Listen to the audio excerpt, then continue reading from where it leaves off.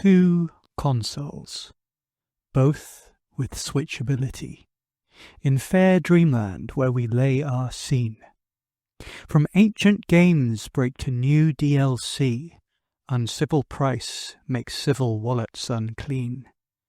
From forth the fatal labs of Hal, a plus of star-crossed world takes to life, whose misadventured hideous mouthful pals do with their birth expand their players' strife. A glowing review this game with it brings. The sun for Kirby will show his head. Go hence to have more talk of mixed feelings. Some shall be pardoned, but don't be misled. For never was a story of more woe than of $80 games from Nintendo. Okay, overindulgent intro over. Bonus points if you leave a comment telling me what I was referencing there. Let's cut to the chase. At the time of recording, Kirby and the Forgotten Land Nintendo Switch 2 Edition plus Star-Crossed World on Switch 2 came out yesterday. I bought it, I've completed all the new content and checked out how the main game runs too, having already previously completed it on the Switch 1. So I feel like I'm in a good position to give it a fair and balanced opinion, having seen basically the whole thing. So, is Kirby and the Forgotten Land Nintendo Switch 2 Edition plus Star-Crossed World on the Nintendo Switch 2 family of game systems a stupidly long title for a game? Yes. Yes, it is. Is Kirby Star-Crossed World, as I'm going to call it in protest from now on out, a good game? Yes. Yes, it is. Is it worth $80? Well, that's a more difficult one to answer, and we need some nuance. If you already own the Switch 1 version, is it worth $20 to upgrade? That is another one which requires a few stipulations first, although it's a bit easier to answer. Here's the TLDR. If you've never played Kirby and the Forgotten Land before, and you own a Switch 2, and you like 3D platformers, and you've already completed Donkey Kong Bonanza and possibly Sonic X Shadow Generations already, and you're looking for your new 3D platformer fix, yeah, if you can stomach paying $80, or if you can find it cheap somewhere, this is your best option. Frankly, if you've not bought DK Bonanza already, buy that one first. It's $10 cheaper and arguably both a bigger and better game. But that doesn't mean that Kirby isn't good. It's one of the best 3D platformers out there for any system. It's just a little weird that a Switch 1 game from 3 years ago costs $10 more than the latest and greatest from the Mario Odyssey team released just a month ago. If you already own a Switch 1 copy, or if you're thinking of picking up a cheap copy second-hand for Switch 1 and then upgrading it to the Switch 2 version, both of those options require a bit more of a discussion. Nintendo Switch 2 Edition games do have somewhat of a mixed reputation. Some of them are fantastic upgrades to existing games. Others are bafflingly half-assed rip-offs like Jamboree TV that somehow take a good game and kind of ruin it.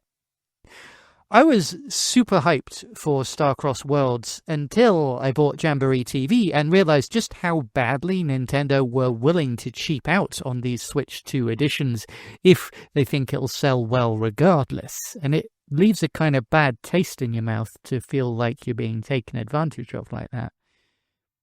Thankfully, this is one of the better ones, I'll tell you that right away, fixing many of the problems with the Switch 1 version, being a genuine upgrade, and adding a fairly decent chunk of new content too. Although the new stuff is probably over within about 4 hours. If that's all you needed to hear, feel free to stop listening or watching right now. I won't hold it against you as long as you remember to leave a like, comment, and subscribe if you haven't already while you're on the way out. Thank you very much. But this is the Daily Switch 2 podcast, and this is Kirby. you know we're going to have to do a deep dive into the history of the Little Pink Puffball, my personal experiences with him, a full review of the base game, full details of the additions, a breakdown of industry stuff, looking at the $80 pricing trends, weighing up your best options for buying or upgrading, going into the options for physical collectors who prioritize what is or isn't on the cartridge, like me, and finally giving an honest, unbiased review score. We'll get into all of that and more after I just quickly read the podcast intro. Hi everyone, welcome to Daily Switch 2, a podcast covering everything related to the Nintendo Switch 2 with at least one new episode or video uploaded per day to YouTube, Spotify and your favourite major platforms.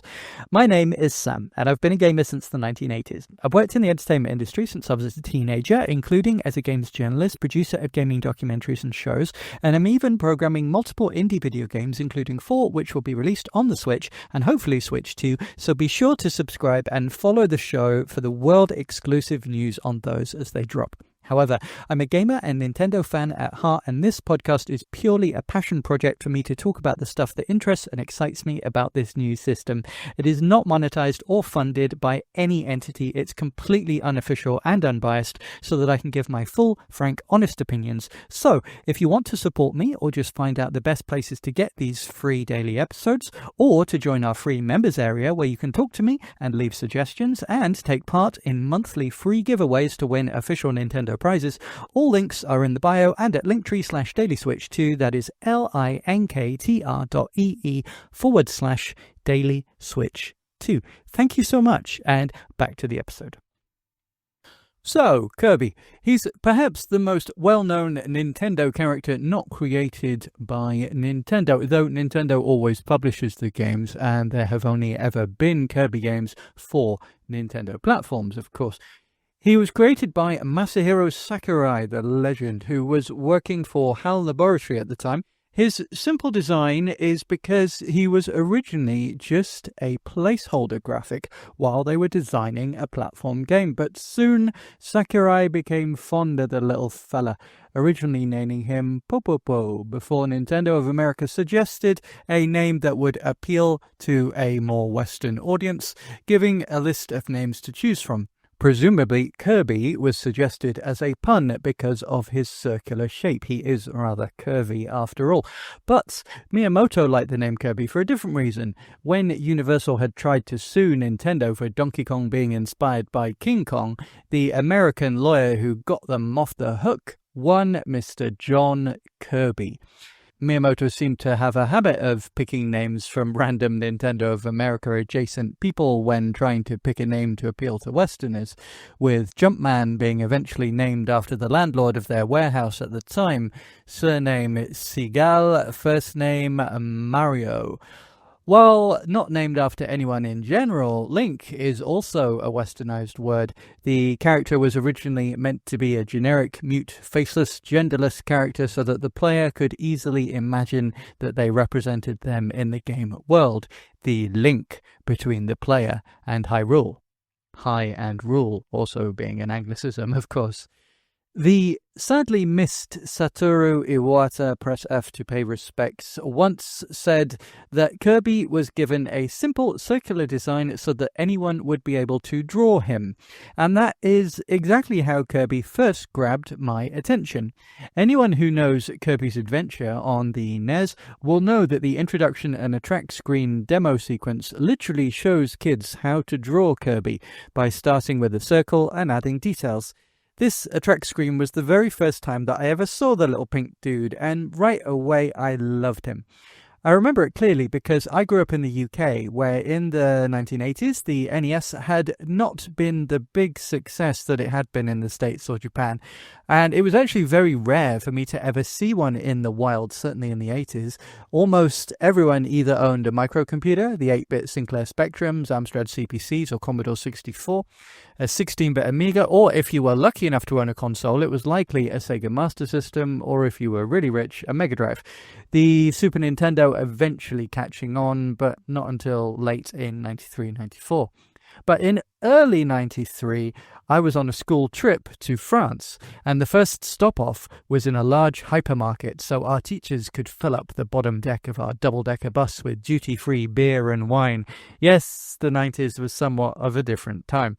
But as you will have heard if you listened to the Daily Switch 2 Bastille Day French episode, which, by the way, I sadly had to take down because of a copyright claim issue, but I will be re-editing and uploading again very soon once all this Gamescom nonsense is over. Nintendo was far more successful in France than in the UK, partially because of the unique mix of a heavily manga and anime-focused culture and a unique TV system, CCAM, which meant that consoles had to be specifically modded for French televisions, but Bandai were already established in the country and helped to import and push Nintendos, to such an extent that when they eventually decided to set up their own specific divisions in different European countries, France was one of the very first and biggest unique markets for Nintendo. And so inside this hypermarket, there were many large Nintendo stands with tons of posters, standees, and CRT TVs with demonstration units so you could try out the games. And the one that caught my eye was Kirby. If you know the NES market, you will know that Kirby's Adventure is one of the most technically advanced NES games available from the time, thanks largely to the multiple upgrades within the cartridge itself, including the MMC3 mapper, a battery backup, and the largest ROM size available at the time.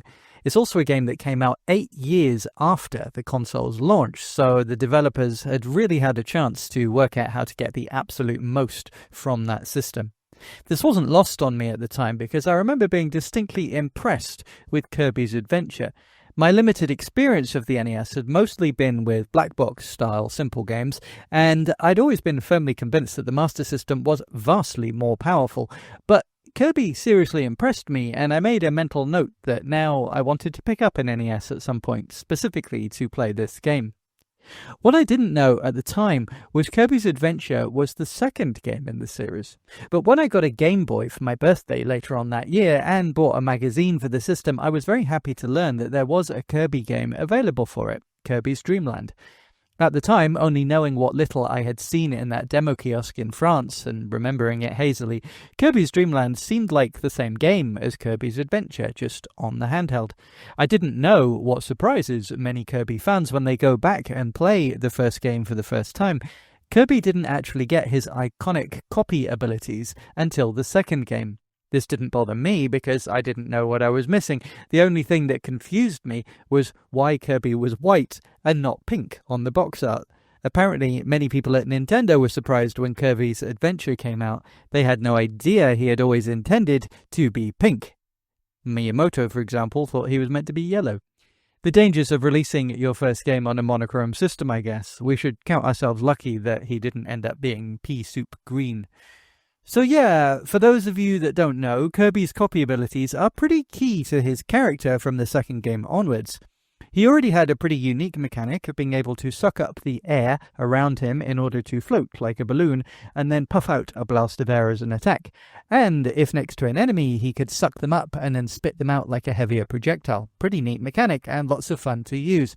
But Kirby's Adventure went one step further. Certain enemies can be swallowed, and then he will gain their special powers, gaining all kinds of abilities for attacking and traversal, sometimes even opening up new areas to explore. Kirby's Adventure went on to be one of the most iconic and successful NES games, and this spawned a sequel, Dreamland 2, on the Game Boy, and spin-offs started to appear too. Kirby's Pinball Land and Bat and Ball variant Block Ball are two of the best and most polished Game Boy games in my opinion, and the Super Nintendo got a neat isometric mini-golf game called Dream Course, and while Sega were busy rebranding Puyo Puyo as Dr. Robotnik's Mean Bean Machine for the West, Nintendo did exactly the same but called it Kirby's Avalanche. Star Stacker was a neat puzzle game for both Game Boy and Super Nintendo, and by the time Dreamland 3 was being made, it was squarely for the 16-bit system, following after the equally excellent Kirby Superstar, known as Kirby's Fun Pack in some regions, because it split its levels into 8 separate smaller games on one cartridge. Sakurai stating at the time that the idea was to try and provide unique, short, fun experiences, as he felt many games were becoming too long and repetitive. There's not enough time to cover everything here. Kirby has appeared in over 50 games, 39 of them of his own, or maybe 40 now I suppose, and the rest being crossover titles like Smash Brothers, of course expertly helmed by Kirby's own creator. In fact, there has been at least one Kirby game every single year since that first Dreamland title in 1992. These games have continued the tradition of Kirby splitting his time pretty evenly between mainline platform adventures, of which there have been 16 or 17 if you now include Star-Crossed Worlds, and a wide variety of spin-offs covering almost every conceivable gaming genre. Notable titles for me include Tilt and Tumble, a year 2000 puzzle game which included an accelerometer in the cartridge, so you could roll Kirby around like a ball with motion controls on the Game Boy Color. Incredible.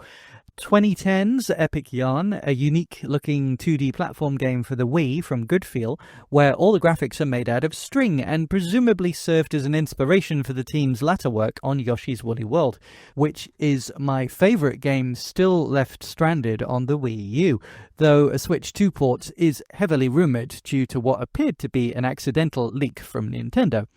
Both Epic Yarn and Woolly World did get 3DS ports with downgraded graphics but extra features.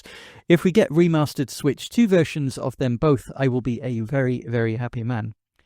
Planet Robobot in 2016 is probably my favourite of the modern 2.5D platform titles, where Kirby dons mech suits. This is flat out one of the best 3DS exclusive games and is crying out for a modern remaster. One of the most unique and popular Kirby games is the spin-off title Kirby Air Ride, a racing game for the GameCube that released in 2003. But unlike what you would expect, it's not simply a Mario Kart clone with Kirby characters. It employs a really unique control scheme and insane emphasis on speed by mastering these techniques. Uniquely, all tied to the skillful use of just a single button, a feature Sakurai was very proud of. Your vehicles are hoverboard-esque machines and control a little like the vehicles in Wipeout or F-Zero, but also can get large air and perform tricks in them like a snowboarding game, and can glide whilst in the air.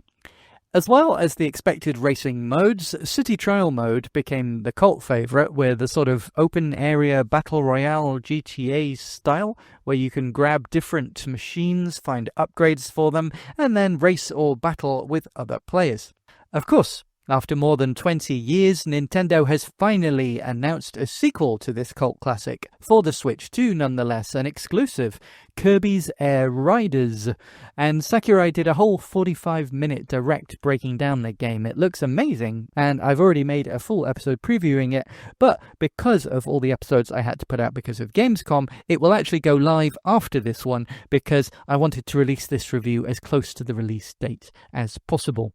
While Sakurai is the creator of Kirby, it's worth noting that he doesn't work on all of the games. In fact, Air Riders will be his first Kirby game that he's worked on since Amazing Mirror in 2004, after which his work with Nintendo has been through his own company, Sora, and Bandai Namco, rather than HAL Laboratory, working mostly on the various Smash Brothers games, and of course that excellent Kid Icarus game as well. Another game that's crying out for a Switch 2 version, please Nintendo.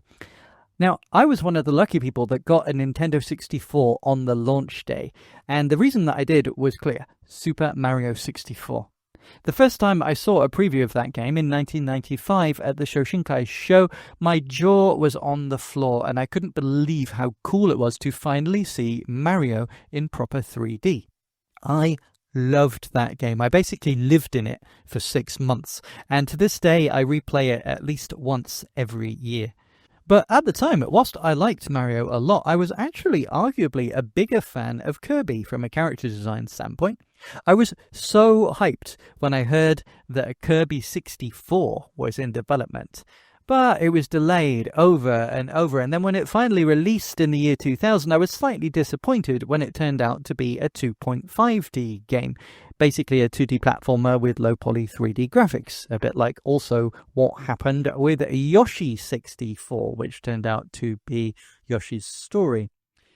It was a fun game, but not what I'd imagined. Since then, I have yearned for a proper 3D platformer starring Kirby. And with every new Nintendo console, both handheld and home, I hoped that one would come, but it never did, until 22 years later, when I finally got my wish, Kirby and the Forgotten Land on the Switch. And was it worth the wait? Well, it certainly was a really good game. I'd argue one of the best 3D platform games on the Switch, or of its generation in general. In some ways, it took a surprising direction for the plot and location of Kirby's first true 3D game, not taking place in Dreamland or Planet Popstar, but instead, a large vortex comes and sucks up Kirby and all the Waddle Dee villagers and drops them into the Forgotten Land, a somewhat post-apocalyptic ruined civilization. Somewhat like our own world, with remnants of destroyed and abandoned skyscrapers, shopping malls and the like, overrun by the Beast Pack, and must restore the civilization, make it once again livable for the Waddle Dees to rebuild and thrive in. Or something like that. Frankly, I'm not entirely sure of the plot, and I don't even really think it matters, but what it means is you have a pretty epic looking and feeling environment, cityscapes but overgrown with nature, meaning concrete is covered in colour, grass, vines, flowers and the like, and the vibrant pink of Kirby really pops against it all. To me, this art style feels far more natural than when Mario Odyssey placed Mario into more realistic surroundings.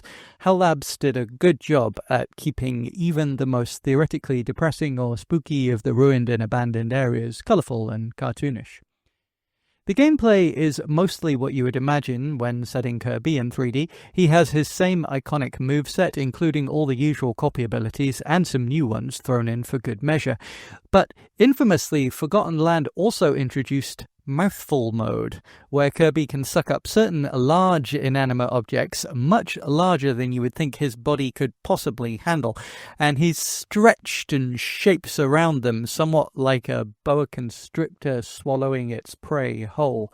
The result is a Kirby that, rather than being circular, is stretched to the brink and resembles the shape of whatever he has inhaled. The first time you see this, you will either find it comical or horrific. Probably the most famous example is if he inhales a car. He basically becomes a kind of skin for the car, and you end up with a pink car with Kirby eyes. It's all rather cute, unless you think it through too deeply and imagine what the poor little fella must be feeling. These new mouthful modes are really creative and comical, and in case you haven't seen them all, I won't spoil them here. I generally do think that there's a real sense of delight of discovering them all for yourself for the first time as you play through. It really is a neat addition and used in creative ways. While not quite as free in 3D movement as a Mario 64 or Odyssey, this is more 3D movement with a fixed camera, a la Mario 3D World or 3D Land, although the areas are much bigger and arguably encourage more exploration than those games. This is a very big, very well designed, very fun game, and a near perfect first 3D outing for the character, and it deservedly proved very popular.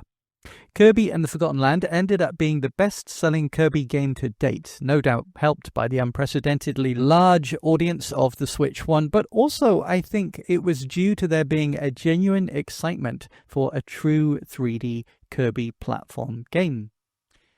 It got mostly positive reviews, and I agree with that sentiment, but it's not perfect. I had the same complaints as most people.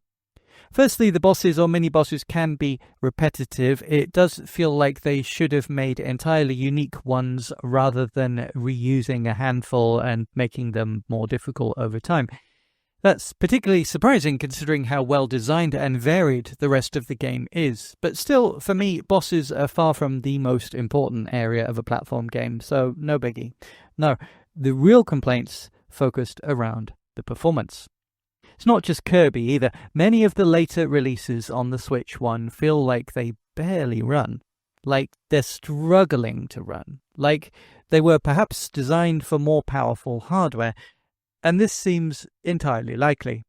Around 2020, it was very heavily rumored that Nintendo had a Switch Pro style model in development, due to be released any moment. But then there were international chip shortages and other such stock issues, so we ended up with the Switch OLED, the same hardware but with an improved screen, presumably using up the screens that had been originally planned to have been used in the Pro model. If this is true, that would explain why so many games, even those from Nintendo themselves, like Link's Awakening and Echoes of Wisdom, had real problems running, often running at 30 frames per second or lower, and regularly stuttering and dropping frames or dynamically lowering the resolution to, frankly, ugly rates. This rendered some games almost unplayable for many people, myself included, unfortunately, in some cases, but these games now do have a new lease of life while running on the Switch 2. Kirby and the Forgotten Land wasn't quite that bad. It was perfectly playable. I enjoyed the game, but it did run at 30 frames per second, whereas ideally a platform game really should be at 60 to feel smooth. There was quite a lot of pop-in, with enemies and objects in the distance visibly appearing as you got closer to them. And perhaps the most distracting of all, the objects that were visible in the far distance updated at a much lower frame rate, around 15 frames per second, looking jerky compared to the movement of enemies and everything closer to you. None of this is deal-breaking. It was still a really fun, well-designed game, one of the best 3D platformers, but there was the constant uncomfortable underlying feeling that the game was too big, too complex. Your poor Switch could barely run it at all and was about to explode in a puff of smoke at any minute. So, does upgrading to the Switch 2 Edition version fix these problems? Yes, mostly. It's still not perfect, but it's so much better. The game now runs at 60 FPS. Thank you. Things still do pop up in the distance, though it doesn't seem quite as bad. Perhaps the distance is further away.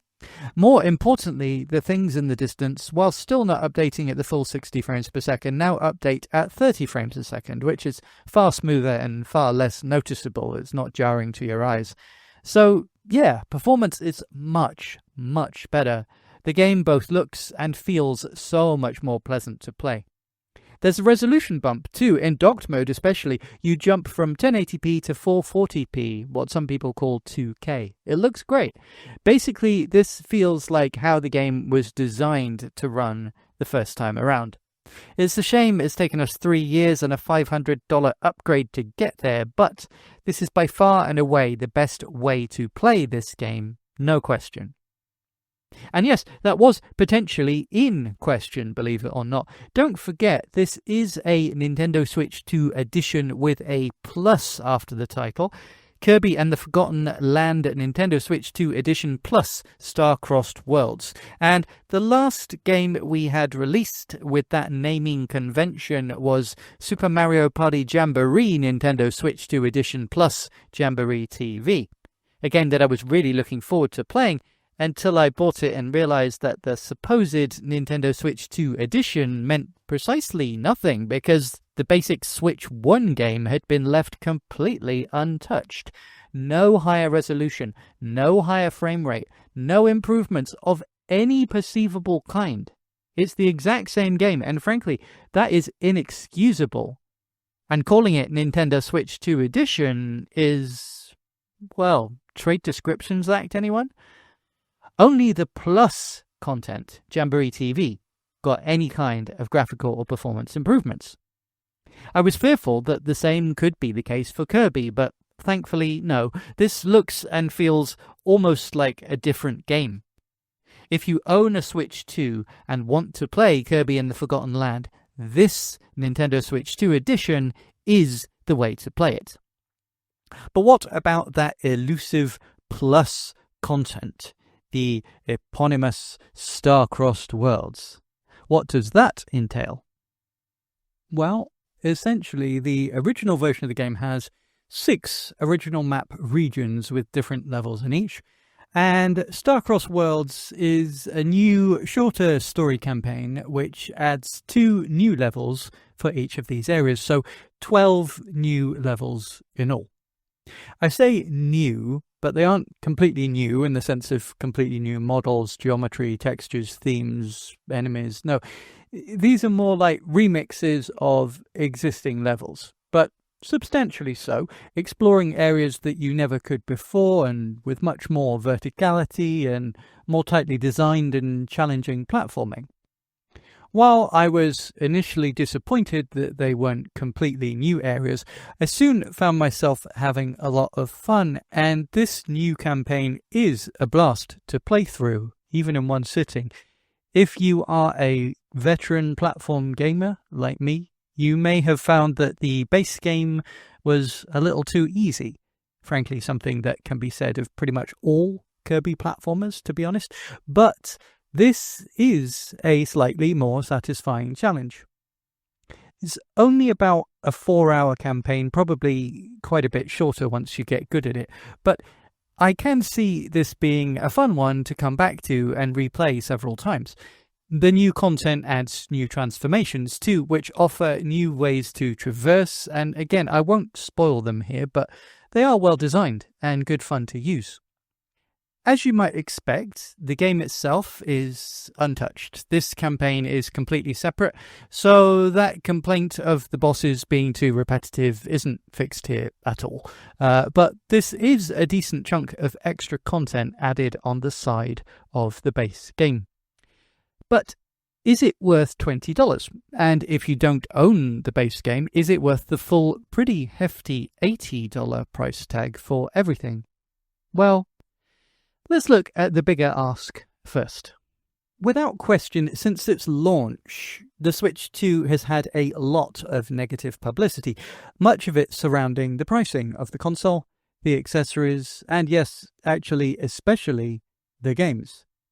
Nintendo had already raised some controversy on the Switch 1 when they decided to seemingly arbitrarily decide to charge an extra $10 than normal for the latest Zelda game, with Legends of Zelda Tears of the Kingdom launching at $70 and not $60, like literally every other AAA Nintendo release until that point. Why?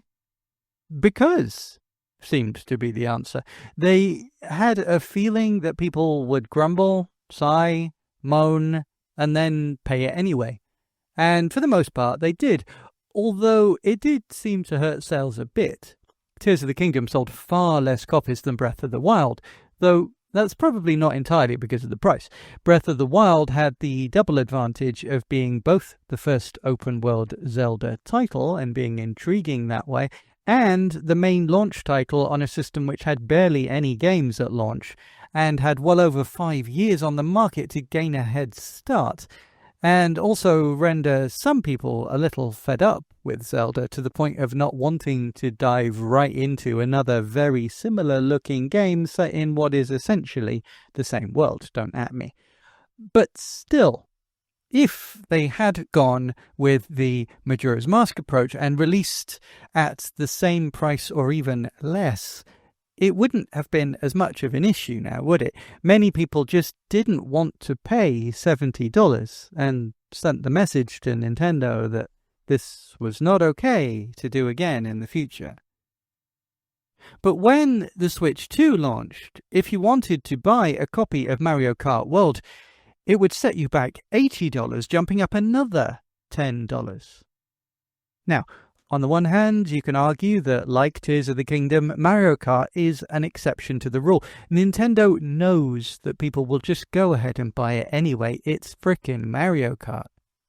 8 Deluxe was the biggest selling Switch 1 game bar none, the biggest selling game with Mario in the title for any console. It's also arguable that they artificially increased the price in order to make the console bundle, including a download of the game for only $50 more, seem like a better deal. and therefore encourage more people to start buying games digitally rather than physically. Boo, by the way. It's like when you're at a fast food place and they sell fries or a drink with small, medium, and large sizes, but the large only costs a few cents more than the medium. The restaurant knows that the medium is overpriced and a bad deal, but they don't really expect anyone to buy it. It exists simply to make the large one look like the better deal by comparison. And so, yeah, I can kind of see the logic, but it was a bad look, especially in this economy when people are hurting for money, working paycheck to paycheck, the prices of literally everything going up around us. But Nintendo sitting pretty in the best financial position they have literally ever been in, arbitrarily deciding to charge $80 seemed like a really, really bad faith decision. Unnecessarily greedy. And it made people fearful that it was setting a precedent and all future games would be $80 moving forward. Thankfully, that doesn't seem to be the case. Their next big AAA game, Donkey Kong Bonanza, is arguably a bigger and better game than Mario Kart World, and it was only $70. Their next exclusive first-party release after that was Drag X Drive, or Dragon Drive, for only $20, albeit digital only. Pokemon Legends ZA is their big holiday title and the new game bundled with the console replacing Mario Kart, and it's only $70. Kirby's Air Ride is also $70, a Kirby game.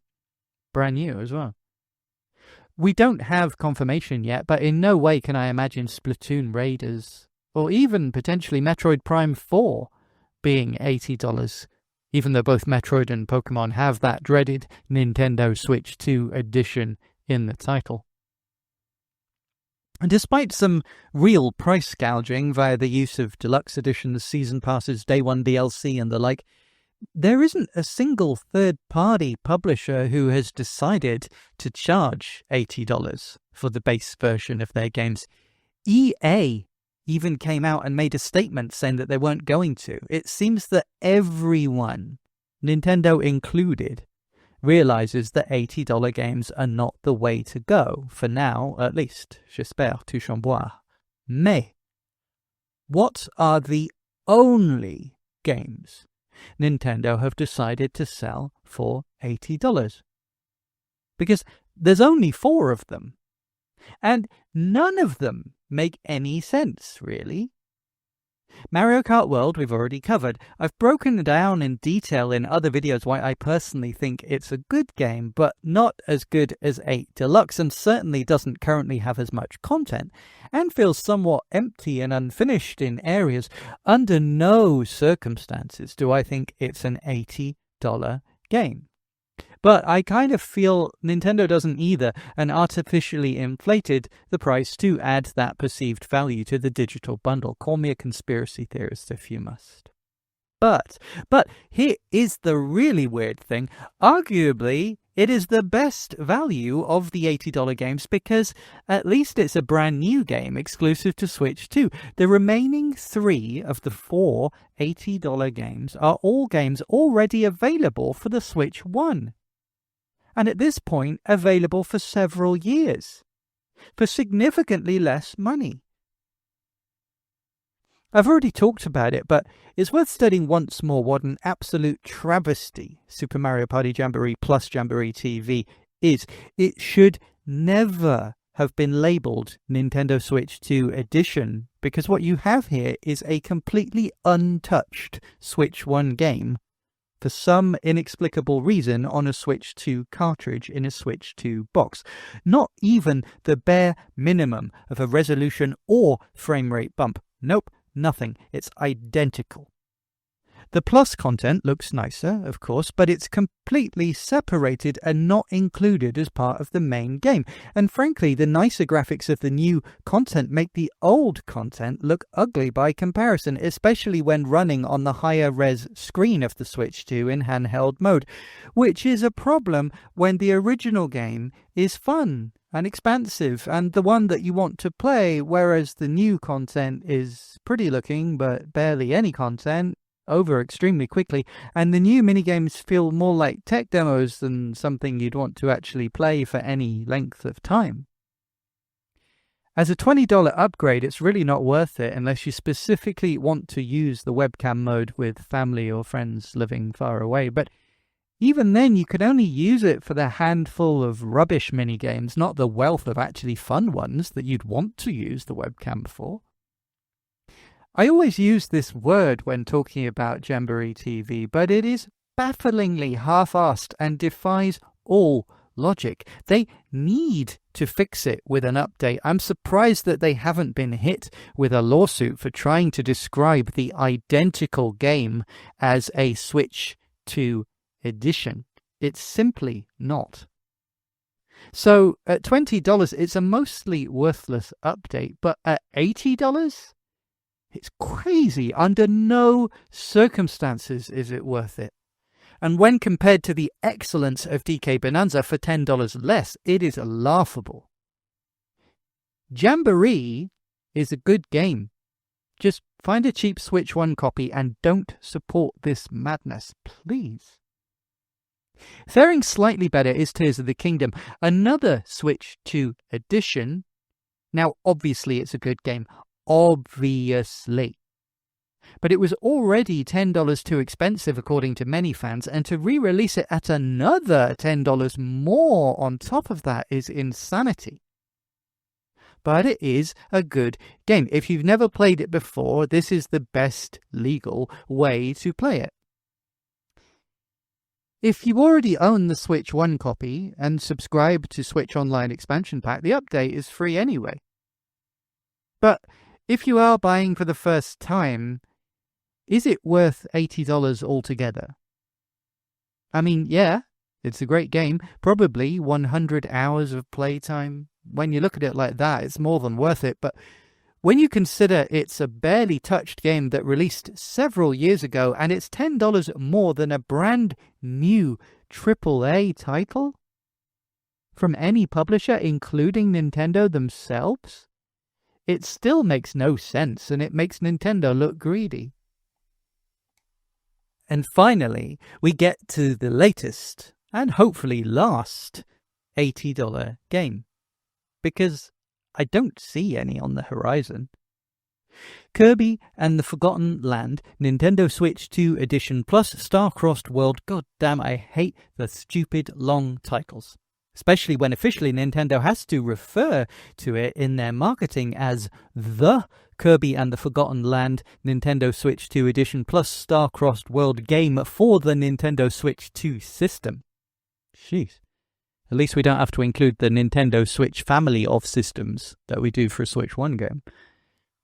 For this, again, is a Switch 1 game at heart. It still feels crazy to me that in their infinite wisdom, Nintendo wants to charge $80 for a re-release of a 3-year-old platformer when their latest and greatest platformer, that is a system exclusive and arguably the system seller, is $10 less. And again, really, we've been conditioned to think only $70 when a few years ago we were outraged by the price of Tears of the Kingdom being increased to $70. I see what you're doing there, Nintendo. It's not subtle. But objectively, as it stands right now, if you had $80 in your pocket and for some reason you had only the choice of these 4 games at $80, which one would I recommend?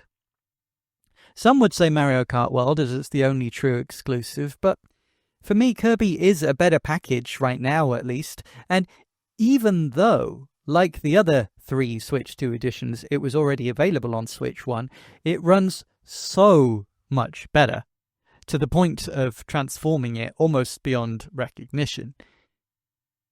But I do have the reservation that the majority of the reason that I want to recommend this game is for the fact that now it actually runs properly, and not for the included star-crossed extras. Yes, it's a transformational improvement, but Nintendo has offered equally transformative resolution, frame rate, and performance bumps to many games, including the Gen 9 Pokemon titles, the 2 top-down Zelda games, all for free. and also free for Breath of the Wild and Tears of the Kingdom if you subscribe to Nintendo Online. Many third-party developers are also offering Switch 2 performance patches for their games for nothing.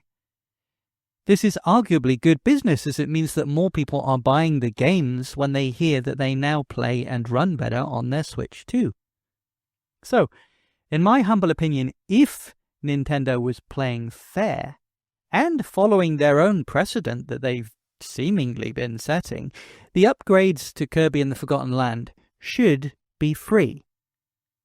And the Starcross Worlds DLC could be charged for separately, for those that want them. And as I said, the Starcross Worlds stuff is good. I like it a lot. Is it worth $20 for a maximum 4-hour campaign using mostly reused assets and maps? Well, that's up to you. But that's not the world that we live in. As it stands right now, if you want to play Kirby and the Forgotten Lands on your Switch 2 and have the benefit of the far better performance, sadly, you must pay between $20 and $80 for the privilege to do so. Am I happy about it? No. But do I still recommend the game? Yes. The way I look at it, when trying to summarize, there's 3 ways to break down your decision. If you already own Kirby and the Forgotten Land and have already played it through to completion on your Switch 1, is it worth $20 to upgrade it for your Switch 2? Well, if you plan on replaying the game, then absolutely it will be even better than you remembered the first time around, and this time you'll also get an extra campaign. I'd say $20 is absolutely worth it at that point. However, if you've already played Forgotten Land to death and you are only interested in the new campaign, it is quite pricey just for that, and you may be disappointed at how much reused content there is. It doesn't really feel like a true expansion pack in the old school sense of the word, more of a quick remix and new ways to explore what you've already played. Frankly, this is the kind of thing that used to get given away for free on a floppy disk on the front of Amiga magazines and things like that. Here's a game that you already own, we've made a novelty remix of it, you can have it for free. But now it's $20. If you own a Switch 2 and have never played Kirby and the Forgotten Lands before, should you try and find a cheap Switch 1 copy and then pay $20 to upgrade it? Well, yeah, you'll almost certainly be able to find a copy for less than $60, so by the time you add the $20 upgrade, you'll have gotten the exact same experience for less than the $80 that Nintendo is asking. Bargain. It's a great game. You'll enjoy it. You'll have a lot of fun. So is there any circumstances where you should actually consider paying the full, and quite exorbitant in my opinion, $80 for the boxed Switch 2 copy? It seems kind of pointless, right?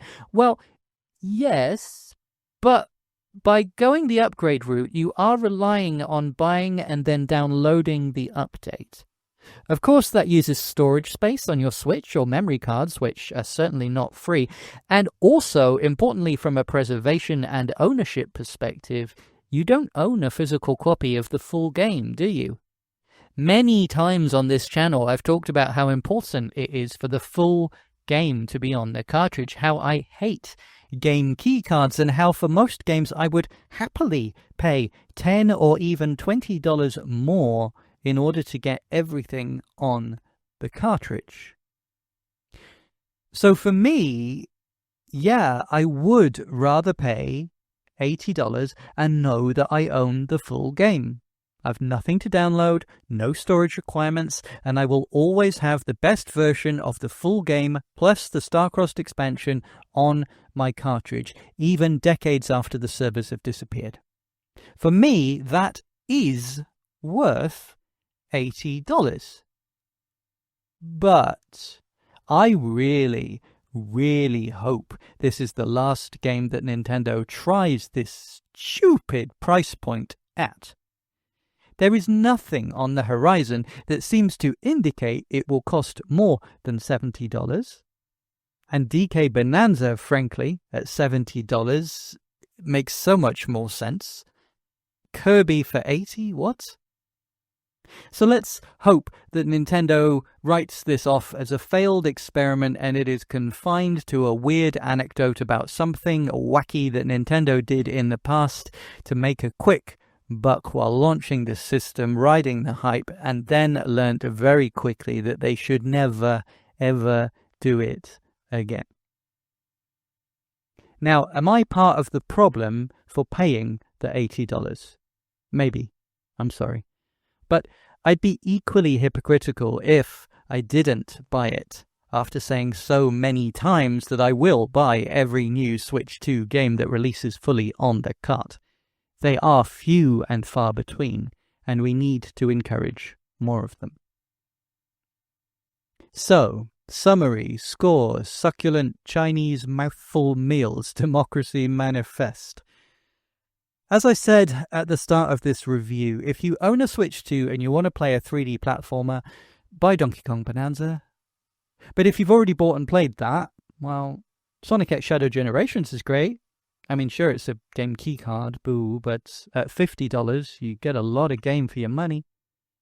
But if you have both of those, can I recommend a pair of star-crossed Kirbys taking their life? Yes, of course. It's the best version of a great game. It would be a 9 out of 10 for me if it were a brand new game or if it was $60. At $80, it's an 8 out of 10. Right down the middle, 85%. That's fair. But Nintendo, I bite my thumb at you, sir. Value, oh value, wherefore art thou, value? Let me know what you think in the comments down below. Did you buy this game? Did you buy the $20 upgrade? Are you going to pay the $80? Do you think I'm crazy for paying the $80? Are you mad at me? Let me know in the comments. It's all engagement. And don't forget to drop a like. And remember, you can come to our free members and enter our monthly competitions to win free official Nintendo prizes and find ways to support the channel. Thank you very much for those people who do choose to do so. It really means so much to me. I really appreciate it. Linktree/DailySwitch2. linktr.ee/DailySwitch2. Thanks, guys. Catch you soon.